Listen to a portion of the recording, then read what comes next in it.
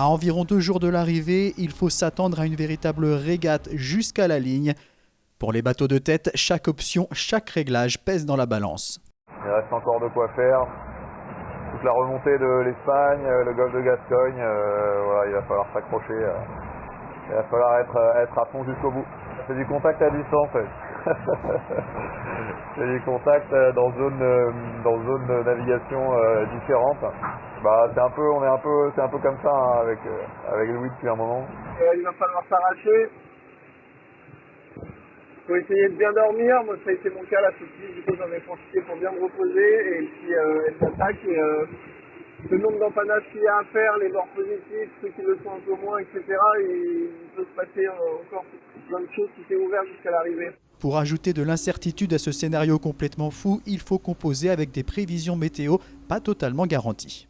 C'est la voile, c'est jamais, c'est pas la virtuelle regatta, c'est pas prévisible à 100% et pour ça il y a l'excitation ici en mer parce que oui, on voit les fichiers, on suit les routages, on espère que ça colle, mais souvent c'est pas le cas. Hein. Alors certainement on va avoir des surprises, mais donc j'essaie à faire au mieux, c'est tout simple. À l'est du groupe de tête, Charlie Dalin, Louis Burton et Boris Herman en embuscade semblent pour l'instant les mieux placés. Thomas Ruyant et Yannick Bestaven vont quant à eux tenter une route certes plus longue, mais avec plus de vent annoncé. C'est sûr que moi j'ai pris une route nord où je suis allé chercher des fonds dépressionnaires assez forts, parce que j'ai eu des grains à 35 nœuds et plus. Et donc voilà, donc j'ai récolté un peu ce que je suis allé chercher. Les réparations d'enrouleurs tiennent bien. L'enrouleur de ressort c'est bien installé, donc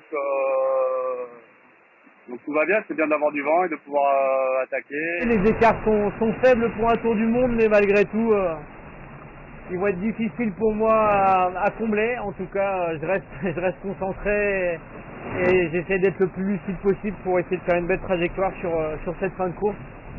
Essayer de me rapprocher un petit peu des bateaux de devant et puis surtout essayer de garder les bateaux qui sont derrière moi derrière. En 8e position, Jean Le Cam est au milieu des Açores et a sa petite préférence pour l'issue du sprint final. Moi, je suis plus pour Louis Burton.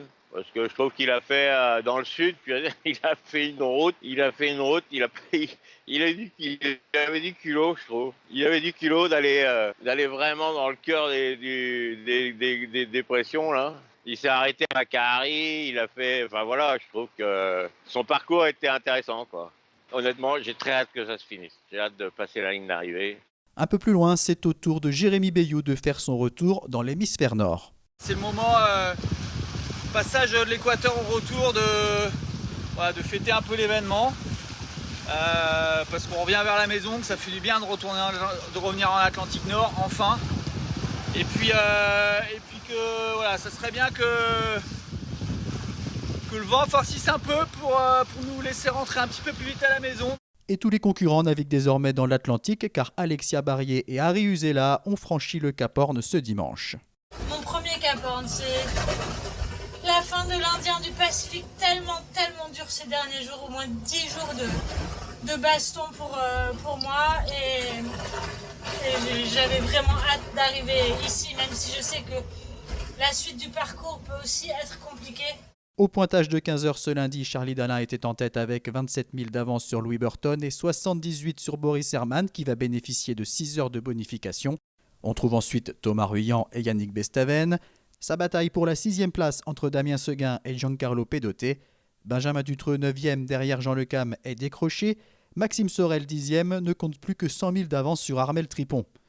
En 13e position, Romain Athanasio sort enfin du poteau noir mais voit revenir Jérémy Bayou. Arnaud Boissière, 15e, a pris un peu de distance avec ses 4 poursuivants. Manuel Cousin, 21e, est désormais suivi de près par Miranda Meron et Clément Giraud. À l'arrière, Harry Uzela est revenu sur les talons d'Alexia Barrier. Enfin, soulagement pour Isabelle Joschke et son bateau MACSF, désormais en sécurité. La franco-allemande est arrivée à Salvador de Bahia, au Brésil.